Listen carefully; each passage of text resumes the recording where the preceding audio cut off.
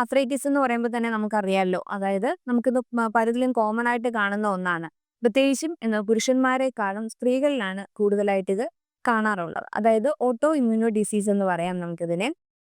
പ്രത്യേകിച്ച് നമ്മുടെ ചലനശേഷി തന്നെ മാറ്റുന്ന ഒരു അവസ്ഥയാണ് വാതരോഗം അല്ലെങ്കിൽ ആർത്രൈറ്റിസ് എന്ന് പറയുന്നത്. പിന്നെ പ്രത്യേകിച്ചും ഇത് നമുക്ക് പല കാരണങ്ങൾ കൊണ്ട് ആർത്രൈറ്റിസ് ഉണ്ടാകാം. അത് ഒരു കാരണം മാത്രമാണ്. എല്ലാവർക്കും അങ്ങനെ വരണമെന്നില്ല.